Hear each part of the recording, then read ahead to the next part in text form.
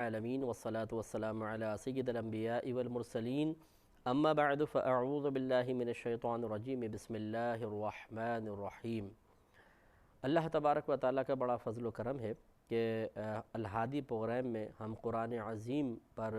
کو فوکس کرتے ہوئے اس کے مضامین پر درس قرآن کی سعادت حاصل کر رہے ہیں۔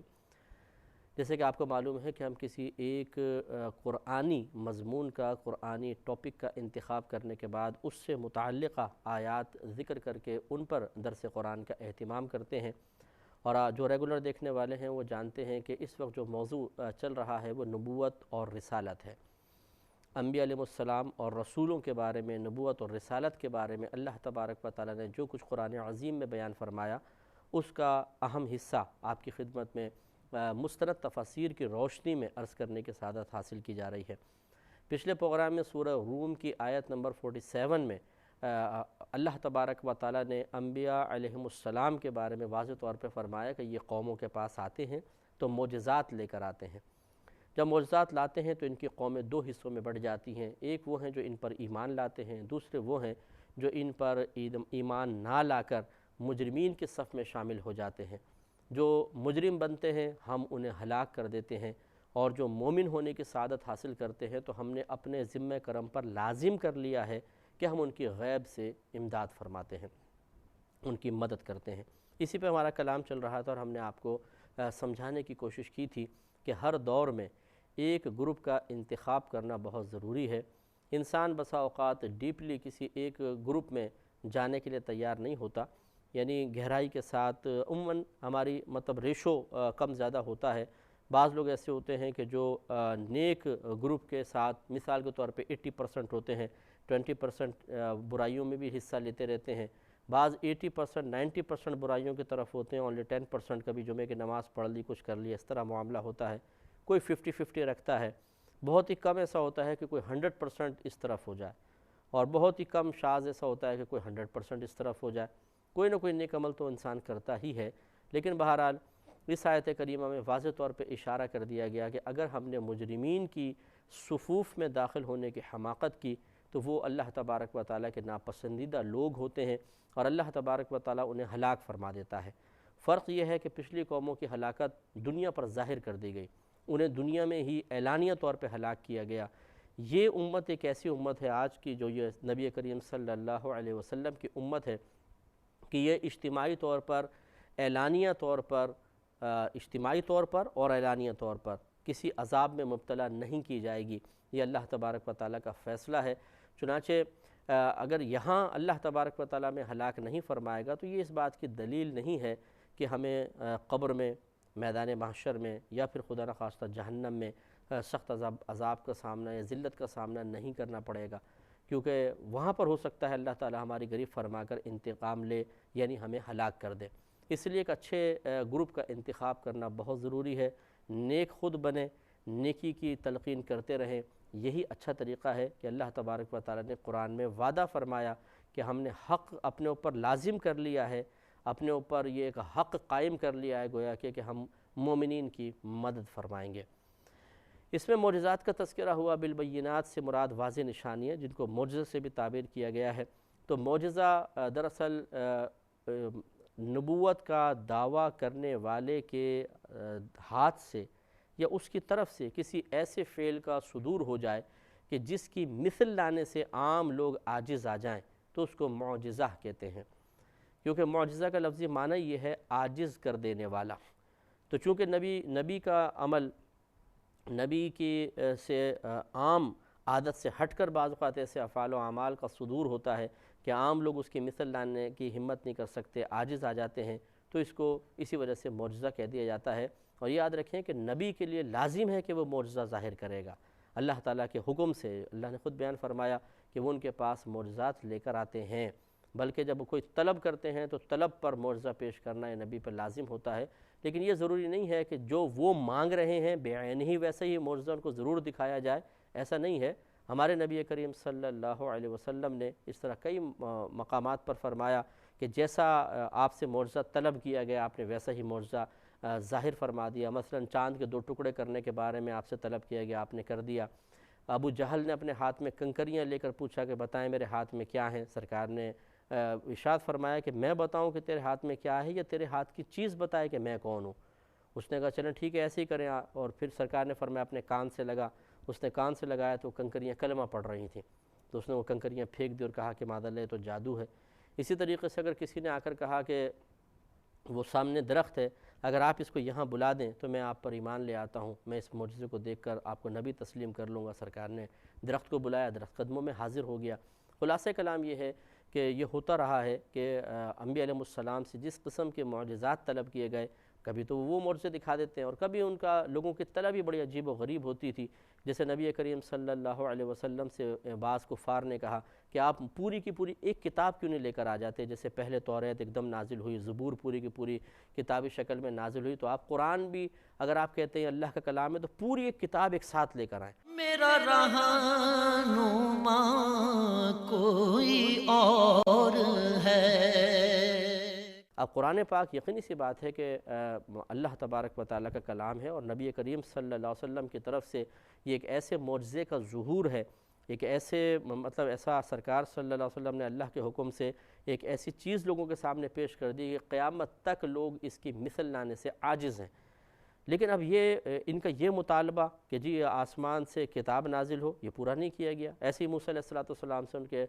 قوم والوں نے مطالبہ کیا کہ ہم اس وقت تک آپ پر ایمان لے کر نہیں آئیں گے جب تک اللہ تبارک و تعالیٰ کو اعلانیہ طور پر نہ دیکھ لیں۔ ان کا یہ بھی مطالبہ پورا نہیں ہوا، بلکہ ایک سخت چنگھاڑ نے ان کو اپنی لپیٹ میں لے لیا اور سب کے سب ہلاک ہو گئے تھے۔ بعد میں موسیٰ علیہ السلام کی دعا کی برکت سے اللہ تبارک و تعالیٰ نے ان کو دوبارہ زندگی عطا فرمائی۔ لیکن معلوم یہ ہوا کہ ہمیشہ ایسا نہیں ہے کہ جس قسم کا معجزہ یہ لوگ طلب کریں ویسا ہی دکھا دیا جائے، لیکن یہ ضرور ہے کہ عند طلب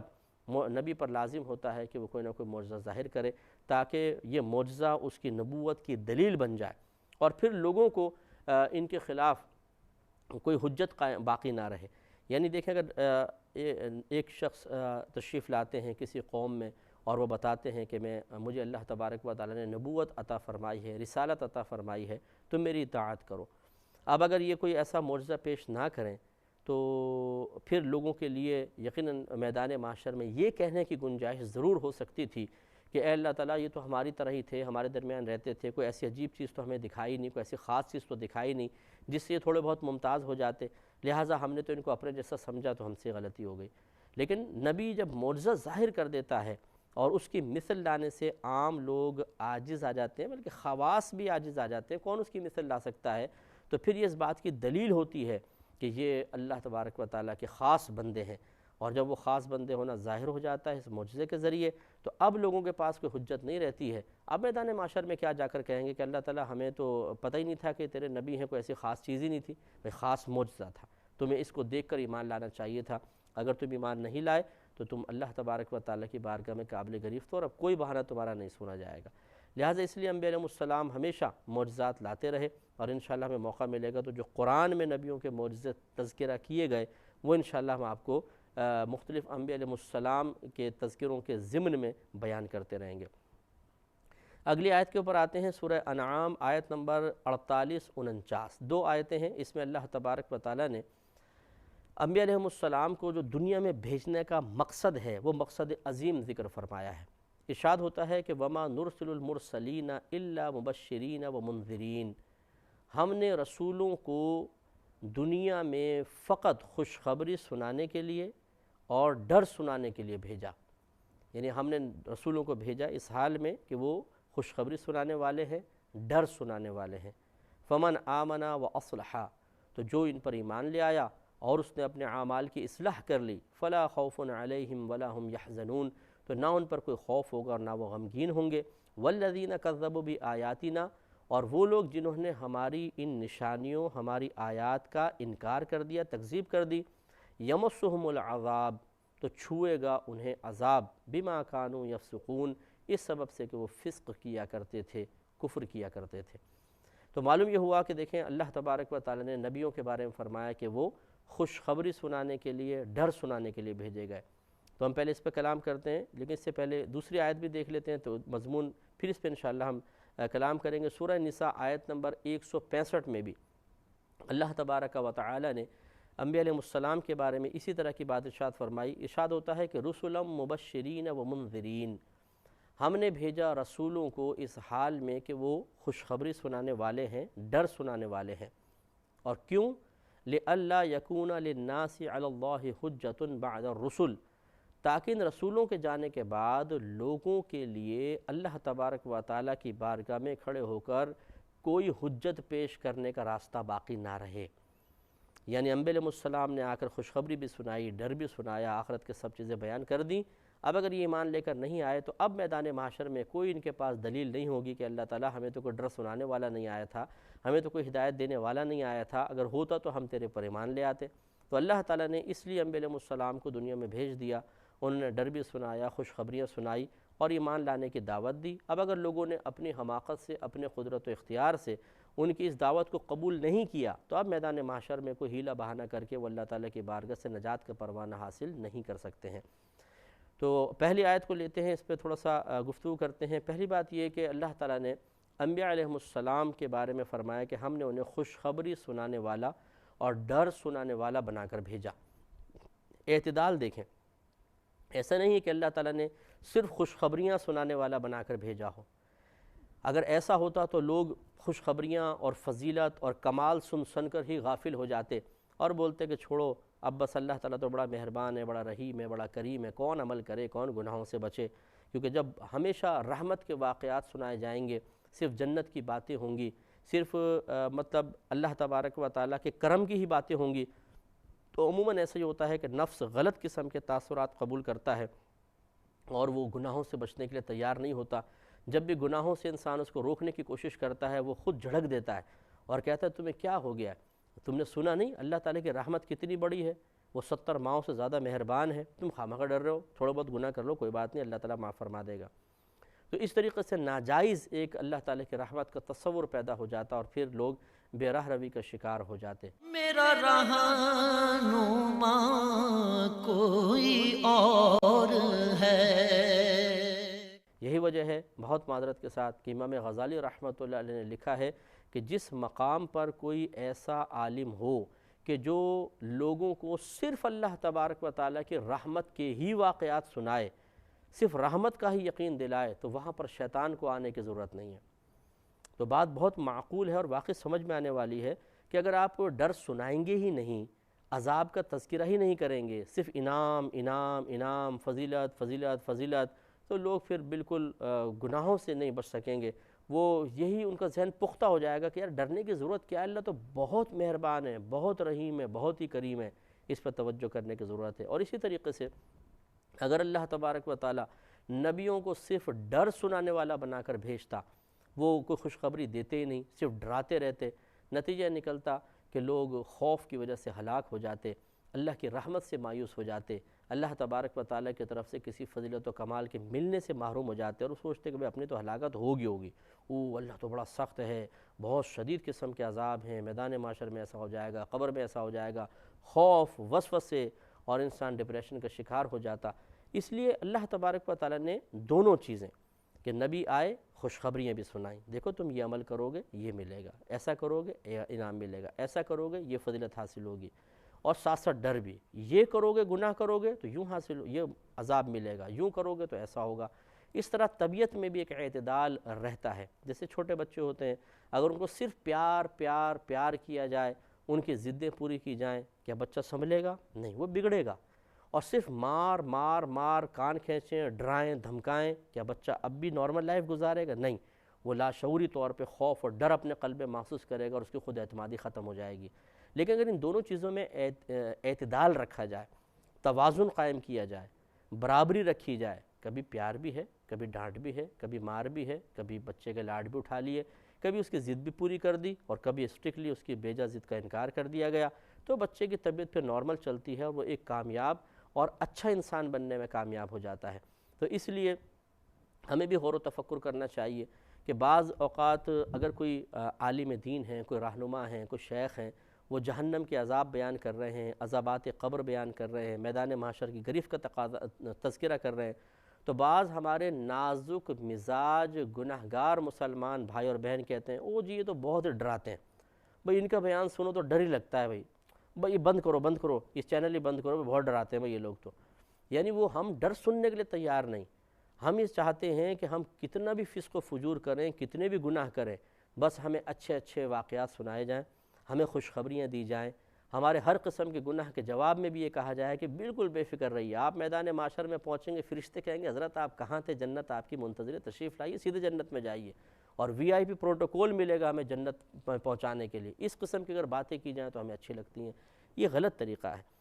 خواجہ حسن بصری رحمۃ اللہ علیہ سے کسی نے کہا کہ جی کچھ لوگ ہیں وہ اللہ کے عذاب سے بہت زیادہ ڈراتے ہیں، جس سے بعض اوقات ہمارے دل دہل جاتے ہیں. فرمایا کہ اگر ایسے لوگ ہیں ان کی صحبت میں ضرور رہو. یہ اس سے کہیں زیادہ بہتر ہے کہ تم ایسے لوگوں کی صحبت میں رہو جو فقط تمہیں اللہ کے رحمت کے واقعات سنا کر تمہیں گناہوں پر دلیر کر دے.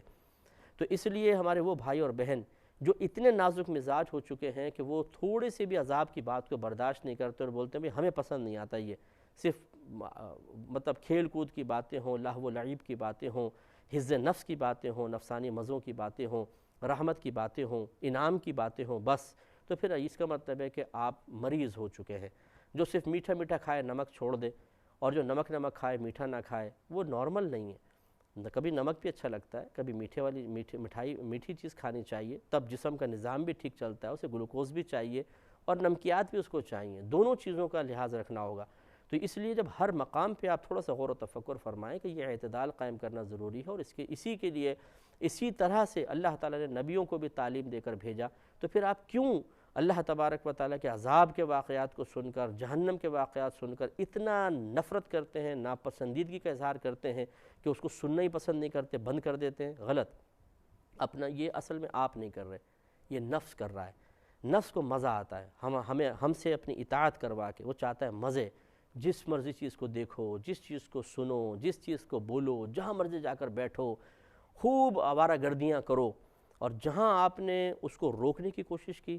جہاں نفس کو یہ محسوس ہوا کہ ارے اگر اس نے غور سے اس کو سن لیا تو پھر یہ نیک بنے گا، اور نیک بنے گا تو اپنی شامت آ جائے گی، وہاں پہ وہ ٹانگیں چلاتا ہے. اور پھر وہ طریقہ اس کا یہی ہے کہ جو سامنے دیندار شخص ہوتا ہے اس سے باغی کر دیتا ہے، اس کے خلاف بغاوت پر ابھارتا ہے. بالکل یہ سمجھ لیں جیسے ایک شخص کی اولاد فرما بردار ہو، لیکن کوئی ایک رشتہ دار پسند نہ کرتا ہو کہ یہ اولاد اپنے ماں باپ کی فرما بردار رہے، وہ ان سے جلتا کڑتا ہے، تو وہ اولاد کو ماں باپ کے خلاف کر دے اور ماں باپ کو اولاد کے خلاف کر دے.